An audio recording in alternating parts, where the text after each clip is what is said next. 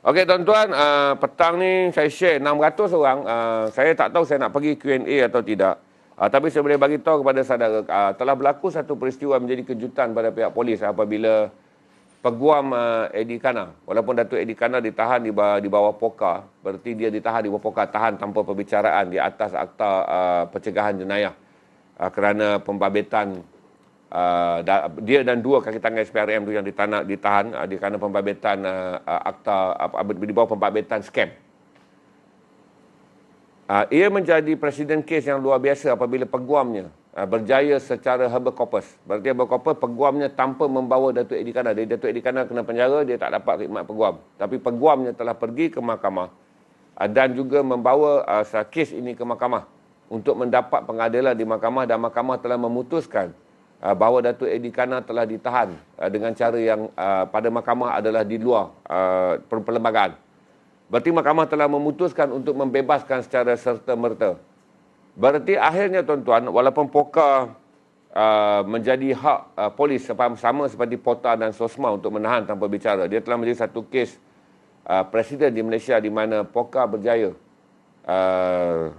Poka kalah di mahkamah apabila hakim mula menganggap bahawa penahanan ini adalah tidak berperlembagaan. Apabila Datuk Eddie Kana dan diarahkan bebas serta-merta, berarti dia dibebaskan tanpa persediaan pihak polis. Berarti bebas serta-merta tanpa syarat. Mahkamah tidak mengenakan syarat pasport baru ditinggalkan, kena buat laporan ke balai, tak ada. Dibebaskan sepenuhnya. Menjadikan Ketua Polis Negara hari ini semalam mengeluarkan kenyataan bahawa PDRM akan menyemak semula siasatan. Berarti apa yang ada pada PDRM sekarang, sekiranya kes tersebut adalah kes yang lemah untuk dibawa ke mahkamah. Kerana tuan-tuan, untuk membuktikan jenayah cyber adalah sesuatu yang sangat luar biasa. Kerana apa yang dipanggil sebagai penjejakan forensik kewangan untuk membuat pembuktian di mahkamah adalah sangat kronik dan complicated. Berarti polis memulakan siasatan semula untuk melihat potensi sekurang-kurangnya kes ini mempunyai keupayaan untuk dicabar di mahkamah. Itu pun bukan keputusan polis. Polis hanya boleh pergi kepada pihak peguam negara, membentangkan hasil siasatan, dan siasatan tersebut haruslah meyakinkan peguam negara untuk menyeret kes ini ke mahkamah. Berarti potensi untuk melihat mereka yang terbabit dengan skema Macau scam ni naik ke mahkamah dan dibicarakan mengikut undang-undang jenayah penal code ni adalah tinggi. Tetapi bergantung kepada sejauh mana polis bersedia menyediakan kertas siasatan dan kemudian meyakinkan peguam negara, iaitu pejabat Attorney General, bahawa kes ini layak pergi ke mahkamah dengan potensi untuk menang yang sangat tinggi. Tak guna saman dan kemudian bicara di mahkamah, tak guna tuduh dan kemudian bicara di mahkamah tetapi akhirnya kalah. Itu yang saya boleh bagi tahu pada saudara bahawa pihak polis kini mengambil langkah dalam erti kata yang lain membuka semula fail siasatan dan sekarang mencari ruang bagaimana untuk menyediakan kertas siasatan kepada pihak peguam negara untuk membolehkan kes ini didakwa di mahkamah jenayah secara terbuka. Kita harap polis melaksanakannya, kalau tidak ini akan menjadi prima juga, akan menjadi kes apa yang dipanggil sebagai presiden, kes perintis, yang kemudiannya menyebabkan jenayah skema yang paling berbahaya pada masa sekarang dan masa akan datang, akan menjadi festival kepada semua skema yang percaya bahawa ada loophole yang sangat-sangat ketara dalam perundangan Malaysia, iaitu apabila skema ditahan, mereka diletakkan di bawah poka, tapi poka mahkamah telah membuka presiden kes di mana tahanan poka boleh dianggap tahan di luar perlembagaan. Jadi tuan-tuan, itu saja saya akan ambil pada saudara. Yang kedua adalah kes saman. Sebenarnya saya lupa sebenarnya tentang saman Marhain ni, rakyat Marhain. Samannya 3. Iaitu saman abang berada burger, saman suami isteri meniaga colek dan saman abang kedai runcit. Abang kedai runcit yang paling sedih tuan-tuan. 7 bulan dah dia tak bayar sewa kedai dan juga kereta pun dah kena tarik. Jadi, tak apa. Gini, latest adalah saya jelaskan pada saudara, saya dah tengok review. Yang saya nak sebut nanti lepas saya sebut. Yang ketiga adalah dia adalah seorang yang 7 bulan tidak membayar sewa dan hampir keretanya telah ditarik. Okey, balik kepada tuhmah dan fitnah yang saya anggap adalah tuhmah dan fitnah. Dalam kes berada burger, dia ada aurat dalam kita membincangkan hak orang. Aurat, iaitu had untuk kita bincangkan hak orang. Jadi beberapa pihak telah melancarkan serangan di luar batas ke atas berada jual burger tu dengan menyiarkan macam-macam benda tuan-tuan. Rekod dia makan di kedai yang kaya itu adalah bukan gambaran untuk mengatakan dia layak disaman RM50,000. Tuan-tuan kena ada akal yang rasional, tuan-tuan. Apabila saudara nak membuat perkaitan kes. Ini saya kata ni cara kita berfikir. Orang menyerangnya dengan berbagai-bagai benda yang saya anggap di luar konteks. Konteksnya hanya satu saja, iaitu kita tidak mahu peniaga yang meniaga diberi saman. Ni Perdana Menteri pun memilih untuk berada di pihak masyarakat awam. Jadi hari ini orang mula viral, kumpulan-kumpulan haters dan kumpulan-kumpulan pencari publicity murahan di internet mula mengeluarkan gambaran bahawa saman RM50,000 pada lelaki kaya. Tuan-tuan, keadilan bukanlah tentang kaya dan miskin. Ini saudara kena faham, tuan-tuan. Tuan-tuan, jangan jadikan undang-undang ni sebagai undang-undang yang mempunyai kelas. Cukuplah undang-undang mengenai COVID-19 telah dijadikan undang-undang kelas, di mana golongan ahli politik tidak dikuatkuasakan, tak pakai itu, tak pakai mask, langgar peraturan. Apabila golongan ahli politik kemudiannya diberi double standard, saudara marah. Begitu juga undang-undang yang ada ni. Tak semestinya saudara kena percaya bahawa saman RM50,000 perlu dibayar kerana dia pernah makan stik RM900. Tak semestinya saman RM50,000 boleh dibayar kerana dia ada rumah. Hujah saya untuk mengatakan bahawa keadilan mestilah dilaksanakan berasaskan pada keadilan. Begitu juga saudara, jangan buat karakter, pembunuhan karakter. Saudara nak menyerang orang ni dengan menggambarkan dia kaya, dia apa. Ini perangai buruk Melayu daripada dulu. Bila saudara tak dapat menghujahkan sesuatu perkara di atas fakta, maka saudara akan menghujahkan aib orang. Itulah orang Melayu, tuan-tuan. Sebab tu saya ingatkan pada saudara, aib adalah perkara yang sangat ditekankan oleh agama. Sebab tu agama tekankan aib. Kalau tidak, kita jadi macam sekarang. Kerana apabila kita tak boleh menewaskan hujah dan kita tak boleh menegakkan sesuatu berataskan hujah, kita akan menyerang orang pada aibnya. Sebab tu dalam Islam, tuan-tuan, aib sangat dijaga. Kerana Islam tahu akhirnya akan jadi macam saudara semua. Menyerang orang di atas aibnya. Sebab tu aib sangat dipelihara. Kerana Tuhan tahu nafsu yang akan mempengaruhi fikiran manusia, akhirnya menyebabkan manusia yang tak dapat melawan sesuatu secara rasional, mereka akan membuat pembunuhan karakter. Pembunuhan karakter adalah kata dalam bahasa Inggeris. Manakala kata dalam Islam adalah aib. Itu saudara menyerang aib orang. Jadi saya boleh bagi tahu kata Perdana Menteri telah mengeluarkan kenyataan hari ini. Alhamdulillah Perdana Menteri, dan tahniah kepada Tan Sri Mahyudin Yassin selaku Perdana Menteri. Kerana kali pertama barulah Perdana Menteri menegur budaya saman yang dianggap tidak munasabah dan ada kalanya langsung tak masuk di akal. Di mana saman-saman yang dikeluarkan kepada rakyat jelata, terutama mereka yang berniaga, termasuk saya kata dalam kes Abang Burger, dalam kes suami isteri yang meniaga colek tu, dan juga dalam kes peniaga kedai runcit yang akhirnya mengatakan ambillah kedai runcit. Saudara tahu betapa kecewanya dia, perniagaan tak laku, 7 bulan tak dapat sewa, bayar sewa premis kerana hasil perniagaan yang merosot. Dan kemudian yang paling akhir adalah beliau tiada kenderaan kerana kenderaannya telah ditarik oleh pihak bank. Bergambarkan dia berada dalam perniagaan yang hampir-hampir tenggelam. Jadi apabila isu ni dibawa, saya rasa apabila Tan Sri Mahyudin telah menyebut perkara ini, saya fikir kata itulah tiba masanya untuk Ketua Polis Negeri Kelantan campur tangan. Dan saya fikir kata semalam bagi suami isteri yang meniaga colek tu, mereka telah membuat kenyataan bahawa buat masa ini mereka tidak mahu menerima bantuan kerana ramai orang menawarkan bantuan untuk menjelaskan denda.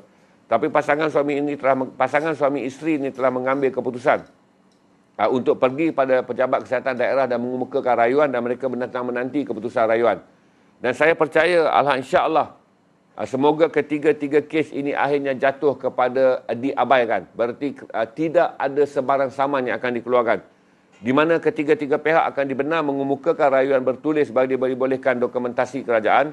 Dan kemudian kita berdoa bahawa ketiga-tiga mereka, kebetulan semua di Kelantan, tuan-tuan. Berarti mereka berada di bawah pengarah kesihatan Kelantan untuk membuat keputusan. Sama ada kes ini nak diteruskan dengan denda maksimum atau denda minimum. Tetapi ada klausul yang telah pun disebut oleh Datuk Seri Ismail Sabri. Bahawa klausul juga boleh menyebut perkataan ada bidang kuasa pegawai kesihatan daerah untuk mengabaikan. Iaitu tidak melaksanakan sebarang denda. Berarti diabaikan. Jadi saya harap itu saja. Dan saya doakan kita bersolidariti je, tuan-tuan. Tak perlulah masuk aib orang, tuan-tuan. Saya kata berhenti. Sebab tu saya kata setiap kali sesuatu isu dipanjangkan di Malaysia, isunya bukanlah isu tentang kecerdikan dan keharmonian. Hari pertama dia cerita benda cerdik, hari kedua dia cerita benda hampir cerdik, hari tiga datang cerita bodoh dia. Di mana kita mula menyerang aib orang untuk membuka aib orang. Sebab tu saya nak ingat saudara di bulan Ramadan, saudara. Jangan dibuka-buka aib orang kerana saya takut dalam keadaan sekarang apa yang kena pada orang bila-bila masa boleh kena pada kita. Okey, itu saja yang saya nak sebut tentang kes yang telah pun menerima perhatian Perdana Menteri. Saya ucap terima kasih banyak-banyak kepada yang amat berhormat Perdana Menteri Tan Sri Mahyudin Yassin kerana pertama kali Tan Sri telah menunjukkan keprihatinan hinggalah ke ground. Ini adalah isu yang paling sensitif di kalangan rakyat bawahan. Dan Tan Sri telah mengambil pilihan berani untuk ketika menteri-menteri lain kelihatan play safe, kecuali Datuk Seri Ismail Sabri saja. Manakala menteri-menteri lain yang sepatutnya berada bersama dengan rakyat di waktu rakyat berada dalam keadaan sangat tersinggung dengan saman ke atas 3 peniaga kecil yang mencari rezeki ni, YB Ismail Sabri menyatakannya, walaupun bukan dalam bidang kuasa dia, tapi dia kata, lebih seolah-olah dia kata,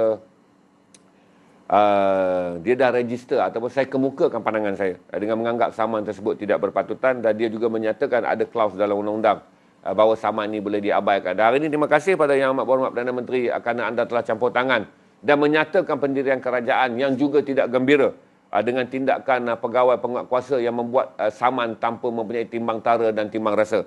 Okey, saya pergi pada bahagian yang akhir. Ini saya dah sentuh banyak dah, tapi saya beritahu kata Kesatuan Eropah memulakan tindakan undang-undang kepada AstraZeneca.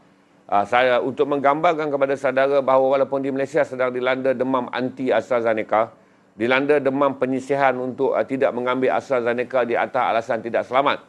Tapi di Eropah, saman ke atas AstraZeneca adalah saman untuk mendapatkan bekalannya. Di mana AstraZeneca kini mula dipaksa dan akan dipaksa apabila mahkamah memutuskan AstraZeneca mesti membekalkan vaksinnya kepada Eropah. Sekiranya dia menang, saya rasa kes ni saudara akan dibicarakan cepat. Saman bicara dan mahkamah akan terus buat keputusan.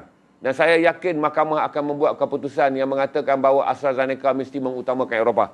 Berarti pasaran AstraZeneca kali ini akan mengalami rencatan ekspor yang sangat luar biasa di luar Eropah, terutama di negara-negara pengguna yang berada di luar Eropah termasuk Malaysia.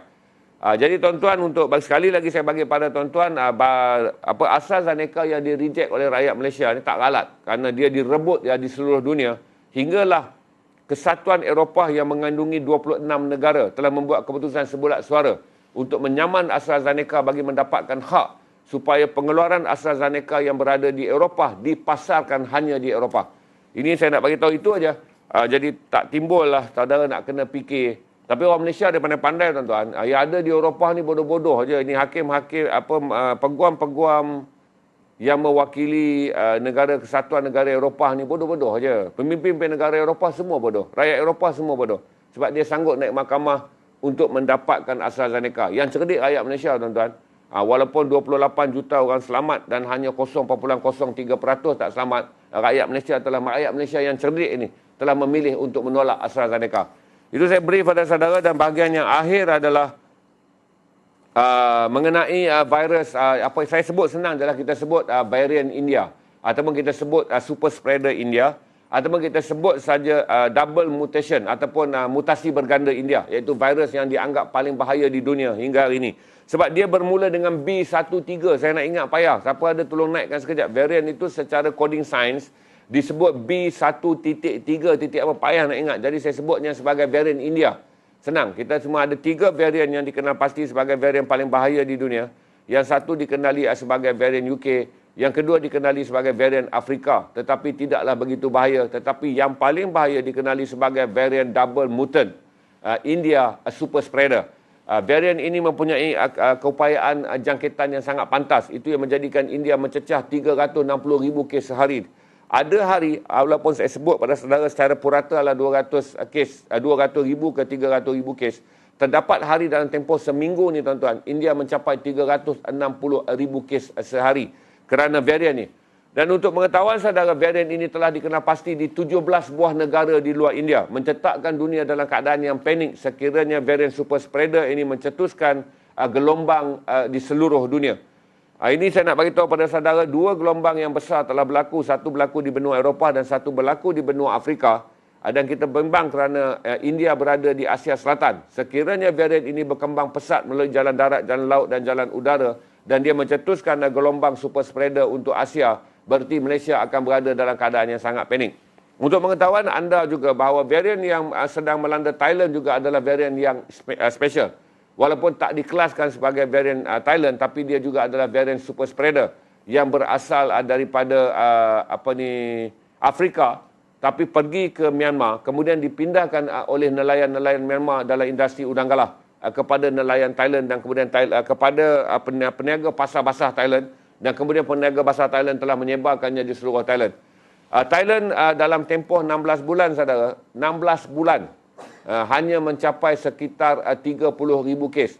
Tetapi dalam tempoh hampir sebulan, di sepanjang April, Thailand mencapai 30,000 kes. Itu meningkat sekali ganda.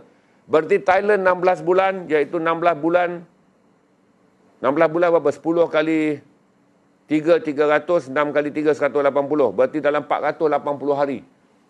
Thailand hanya mempunyai 30,000 lebih kes.